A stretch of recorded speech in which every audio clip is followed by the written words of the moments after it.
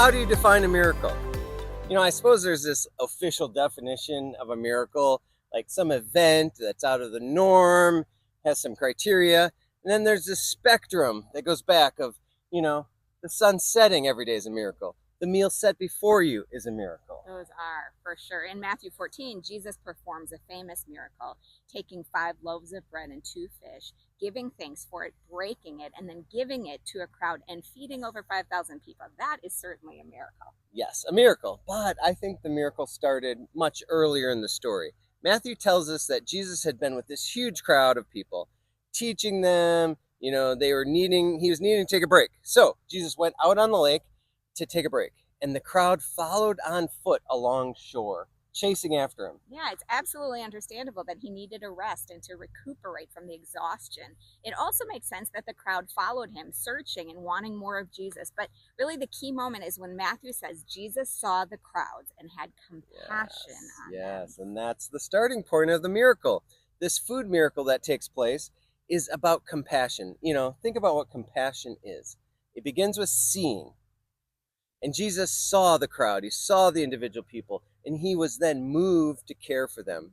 So that response of being moved, even though he's exhausted, moved him forward to care for the crowd.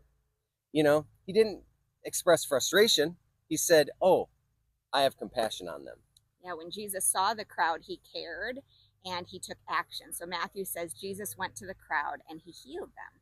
And compassion, in a way, kind of has 3 pieces to it. There's the seeing, the caring, and the action. If you have just the first 2, it's probably more like empathy, right? You see and you care, but no action. But the 3 together makes for true compassion. Yeah, so compassion, seeing, caring, taking action. But something like empathy, maybe we can say is just the first 2. You see and you care, no action.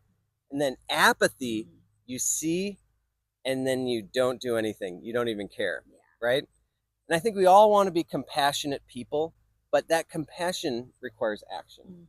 Involves action. So what do you notice in your life that stirs you to care? Is there a person in your life that you see, or you see a hurt or a need or a distress, and then it moves you to care?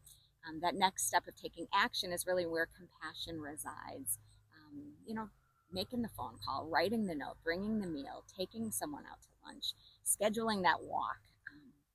Or you fill in the blank, what the action might be, from seeing to caring to actually moving to action. Yeah, the miracle starts with seeing and then being moved to care, and then to see what's next in action. See where God takes it from there. And one of the best things we can often say in those moments, when you see someone and you care, is to say, "Oh, I see this in your life. Fill in the blank. I just want you to know I care. I just want you to know I care." Well, good. May God bless you this week as you see and care and are moved to action and moved to compassion. Have a great week, everybody. See you next week.